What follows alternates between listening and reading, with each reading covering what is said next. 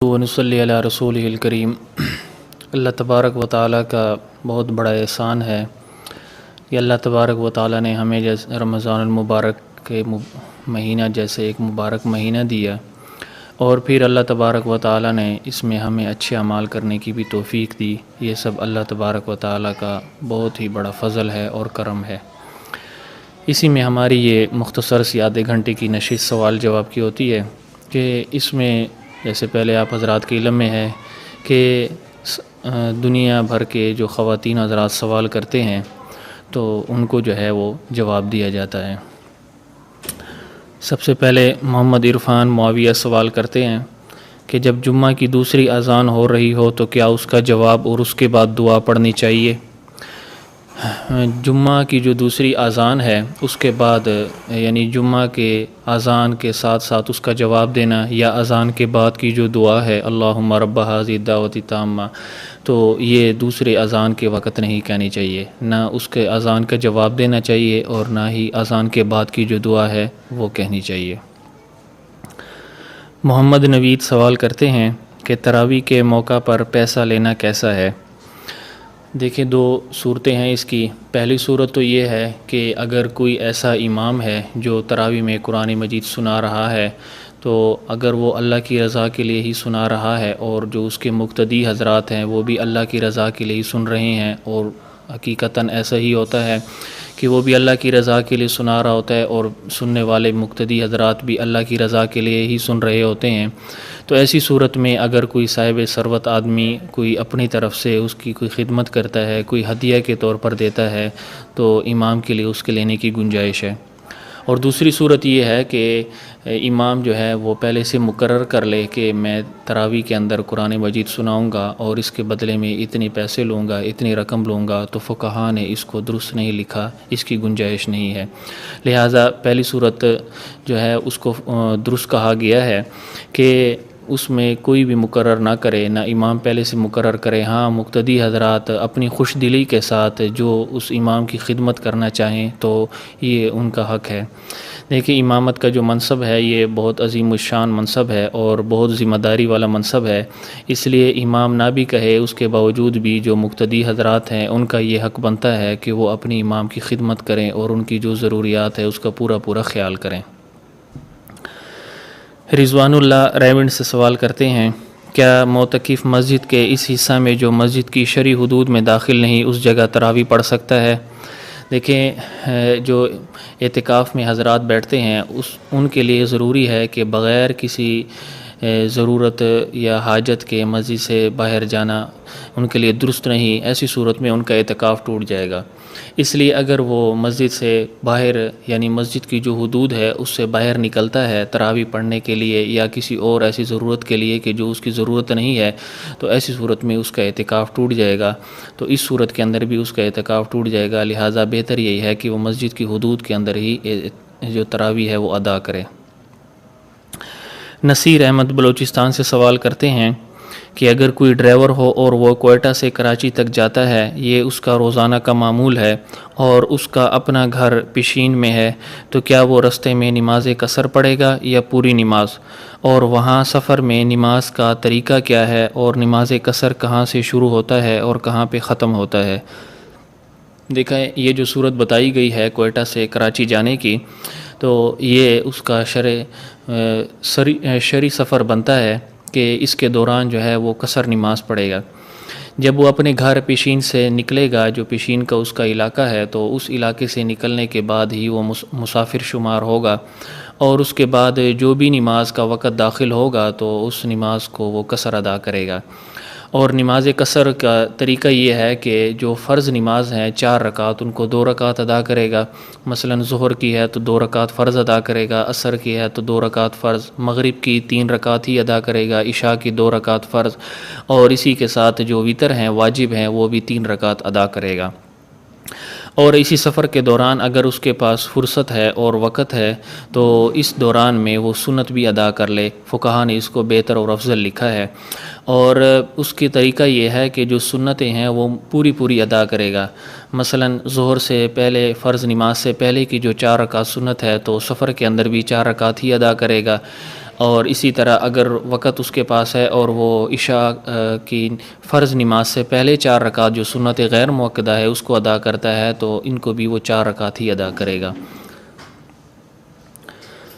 محمد راحل راجستھان سے سوال کرتے ہیں کہ موجودہ حالات میں گھروں پر جمعہ کے دن ظہر کی نماز جماعت کے ساتھ پڑھنا بہتر ہے یا تنہا پڑھنا بہتر ہے؟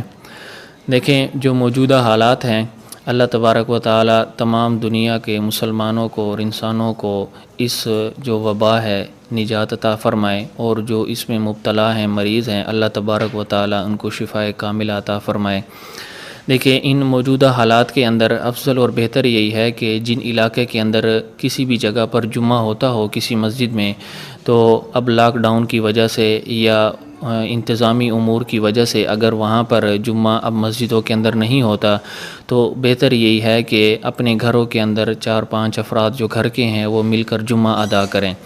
اور اس میں سے ایک کو امام بنا دیا جائے، وہ مختصر سا خطبہ دے اور خطبے کے بعد پھر جمعہ کی نماز ادا کی جائے۔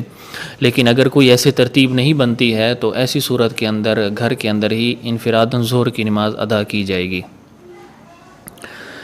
طالب حسین مقبوضہ کشمیر سے سوال کرتے ہیں کہ میں نے گاڑی قسطوں میں لے رکھی ہے، اب میں زکوٰۃ ادا کرنی ہے، مجھے اس سال کے بقایا قسطیں منہا کر کے ادا کرنی ہے یا پھر منہا نہیں کرنی ہے؟ دیکھیں، یہ جو گاڑی لی گئی ہے اس کی اگر آپ نے اس مہینے آپ کی زکوٰۃ نکالنے کا وقت آ گیا ہے تو اب تک جو آگے باقی قسطیں رہتی ہیں ان قسطوں کو منہا کر کے آپ باقی جو رقم آپ کی بچتی ہے اس کے حساب لگائیں گے اور اس کے اعتبار سے آپ زکوٰۃ ادا کریں گے۔ محمد اویس انڈیا سے سوال کرتے ہیں، بیوی روزہ کی حالت میں بیوی کے لب پر بوسہ لے لے تو کیا اس سے روزہ ٹوٹ جائے گا؟ روزے کی حالت کے اندر اگر کوئی ایسا کرتا ہے تو فقہا نے اس کو مکروہ لکھا ہے، البتہ اس سے روزہ نہیں ٹوٹے گا بلکہ روزہ اس سے برقرار رہے گا۔ آصف شہزاد تونسا شریف سے سوال کرتے ہیں کہ بینک میں ملازمت کرنا کیسا ہے اور شرعی حیثیت سے اس کے بارے میں کیا احکامات ہیں؟ دیکھیں، بینک کے اندر جو اسلامی بینکنگ ہے اگر اس کے اندر کوئی ملازمت کرتا ہے تو ایسی صورت کے اندر جو ہے اس کا یہ ملازمت کرنا درست ہے، اور اس کے علاوہ جو باقی بینکنگ کا کام ہے اگر اس کے اندر کوئی ملازمت کرنا چاہتا ہے تو اس سے پہلے اس کی تحقیق کر لے، اور جو علماء حضرات ہیں، اہل علم حضرات ہیں، ان سے رائے بھی لے لے اور ان سے جو ہے اس کے بارے میں مشورہ بھی کر لے، پوچھ بھی لے، اس کے بعد پھر اس کے اندر ملازمت کرے۔ سلیمان انڈیا سے سوال کرتے ہیں کہ نماز کی حالت میں داڑھی کا بال توڑنے سے نماز ہو جاتی ہے؟ دیکھیں، نماز ایک ایسے عبادت ہے کہ جس کے اندر خالص اللہ تبارک و تعالیٰ کی طرف توجہ ہونی چاہیے اور خشوع اور خضوع کے ساتھ نماز کو ادا کرنا چاہیے۔ تو ایسی نماز کی حالت کے اندر جو ہے کوئی ایسا فعل کرنا جو ضرورت جس کی نہ ہو تو اس سے فقہا نے مکروہ لکھا ہے۔ تو اسی کے اندر یہ بھی شامل ہے کہ اگر کوئی آدمی بغیر کسی عذر کے داڑھی کے بالوں کو کھینچتا ہے اور اسی طرح جو ہے اس کے بالوں کو توڑتا ہے تو اس کو فقہا نے مکروہ لکھا ہے، البتہ اس سے نماز ہو جائے گی۔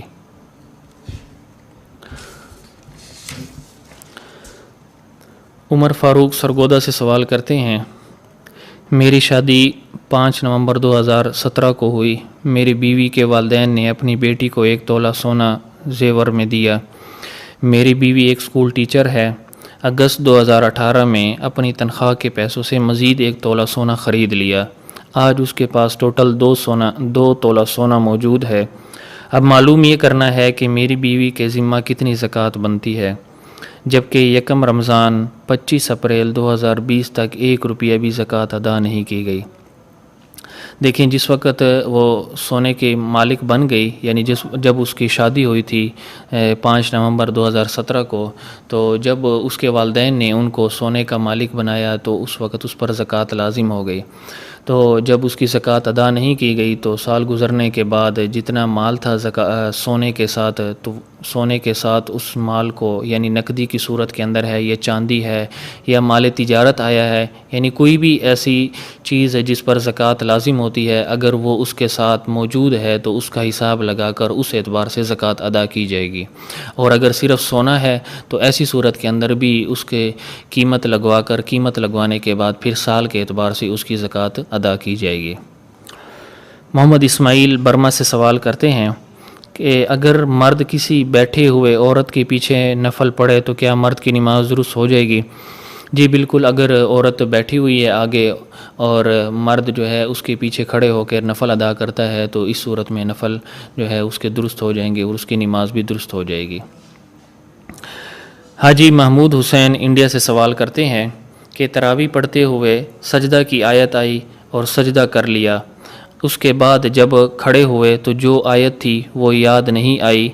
مگر ایک دو آیت لوٹا کر پڑھی تو وہ سجدہ کی آیت پھر پڑھی، تو کیا دوبارہ سجدہ کرنا ہوگا یا نہیں؟ دیکھیں، تراویح کے اندر جب آیت سجدہ پڑھ لی ہے تو آیت سجدہ کے بعد جب سجدہ کر لیا ہے تو اس کے بعد پھر دوبارہ قیام کیا ہے، تو اب اس سے جو اگلی آیات ہے وہ پڑھنی چاہیے تھی، لیکن چونکہ یاد نہیں آیا اور اس نے دوبارہ پھر آیت سجدہ پڑھی ہے تو اس صورت میں چونکہ ایک ہی مجلس ہے تو ایسی صورت کے اندر دوبارہ اس کو سجدہ نہیں کرنا ہوگا۔ عبدالقیوم صدیقی سوال کرتے ہیں، کسی عورت کے پاس 2 تولہ سونا اور 200 گرام چاندی ہے تو کیا اس پر زکوٰۃ ہوگی؟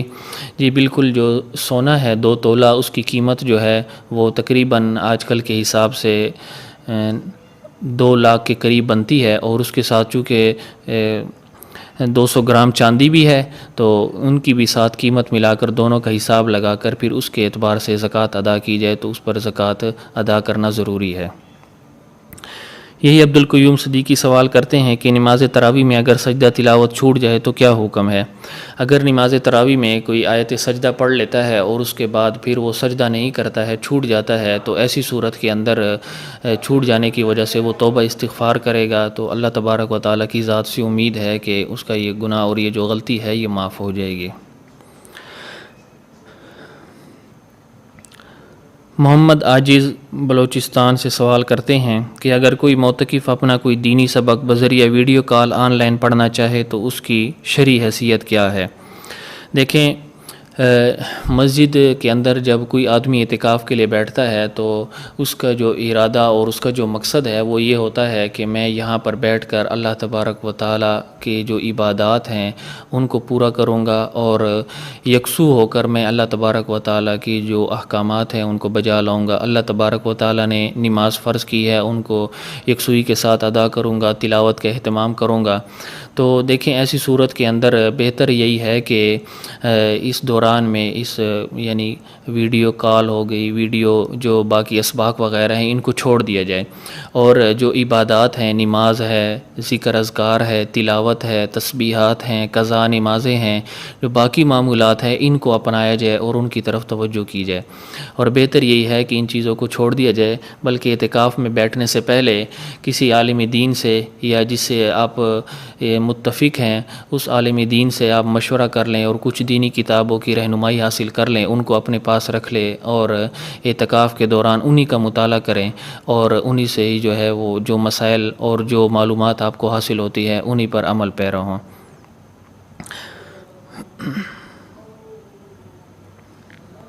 محمد اقرار انڈیا سے سوال کرتے ہیں کہ اگر امام نے تراویح کی نماز میں آیت سجدہ کی تلاوت نہیں کی، اس خیال سے سجدہ کر لیا، میں آیت سجدہ کی تلاوت کر چکا ہوں لیکن تلاوت نہیں کی تھی۔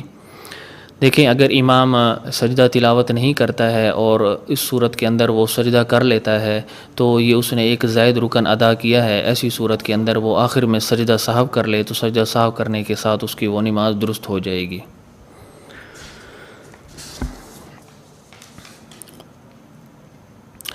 محمد مامون حسین کلکتہ سے سوال کرتے ہیں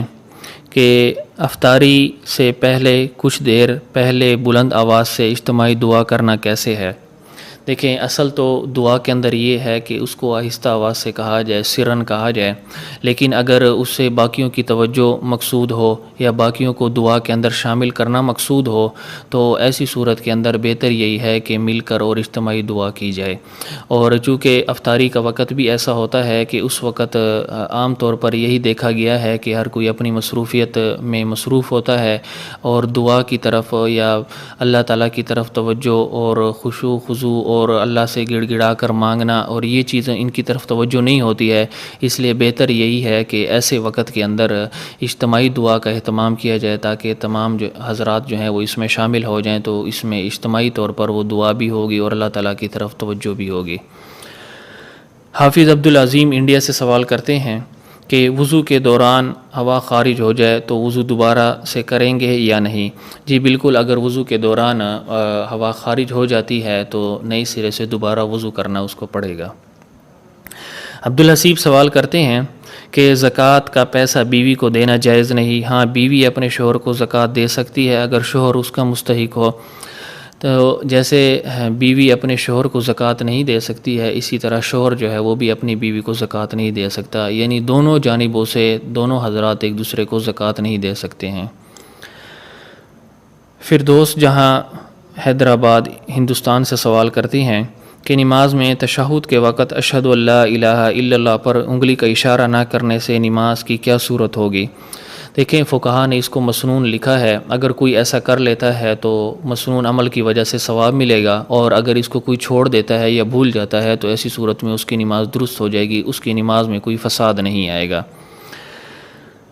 یہی فردوس ہندوستان سے سوال کرتی ہیں کہ نماز میں سجدہ میں نگاہ کو ناک پر موقوف نہیں رکھے تو کیا نماز درست ہو جائے گی یا نہیں؟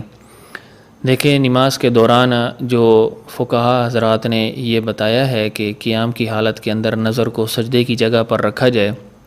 اسی طرح رکوع کے دوران اپنے انگوٹھوں پر رکھا جائے، اسی طرح سجدے کے دوران جب آپ سجدے میں جاتے ہیں تو اپنی نظر کو ناک پر رکھیں، اور بیٹھنے کی حالت کے اندر آپ اپنی گود میں نظر رکھیں، تو اس کا تعلق خشوع خضوع کے ساتھ ہے کہ اس سے نماز کے اندر خشوع خضوع باقی رہتا ہے۔ لہٰذا اگر کوئی اس کا اہتمام نہیں کرتا تو اس کی جو نماز کی فرضیت ہے وہ تو ادا ہو جائے گی، لیکن جو نماز کا خشوع خضوع ہے وہ اس کو حاصل نہیں ہوگا، اس لیے اس کا تعلق خشوع خضوع کے ساتھ ہے۔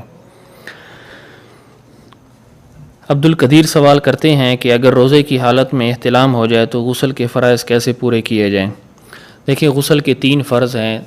کلی کرنا، ناک میں پانی ڈالنا اور پورے جسم پر پانی بہانا۔ تو روزے کی حالت کے اندر اگر کوئی آدمی ایسا ہے کہ جس کو غسل لازم ہو گیا ہے تو ایسی صورت کے اندر وہ کلی کرے گا لیکن غرارے نہیں کرے گا،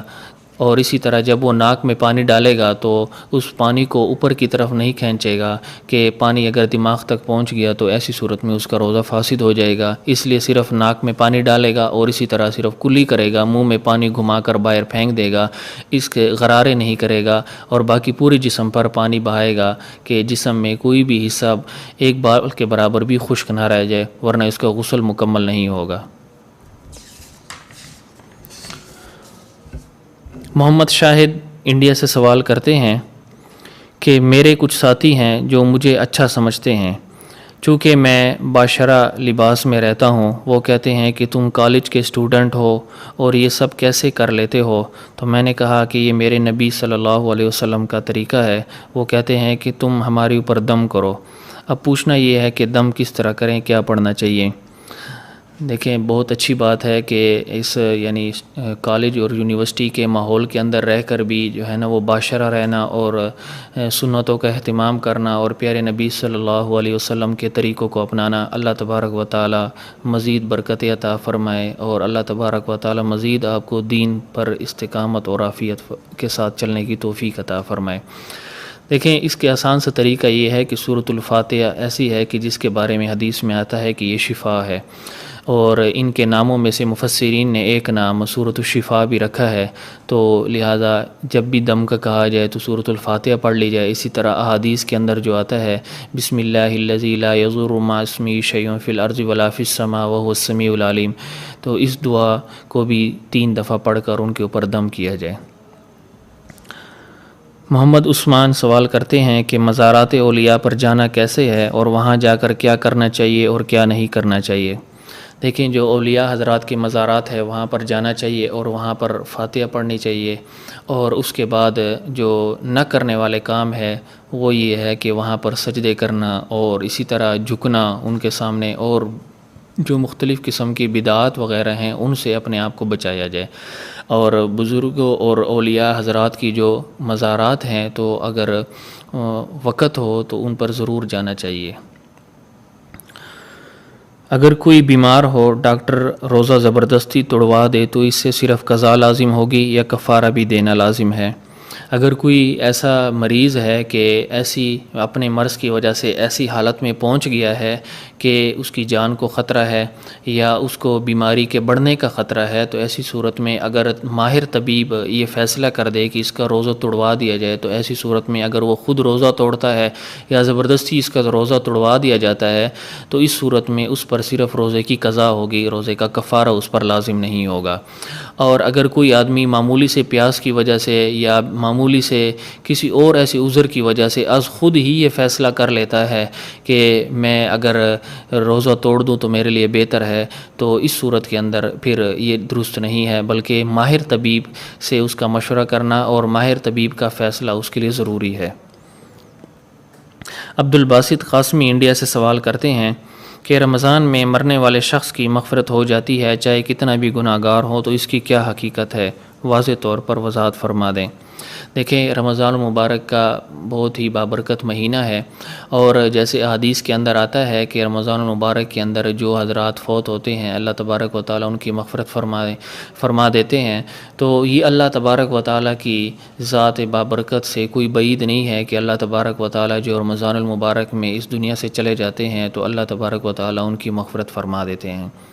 اللہ تبارک و تعالیٰ سے دعا ہے کہ اللہ تعالیٰ ہم سب کو رمضان المبارک کی جو بابرکت لمحات ہیں ان کو قیمتی بنانے کی توفیق عطا فرمائے۔ وآخر دعوانا ان الحمد للہ رب العالمین۔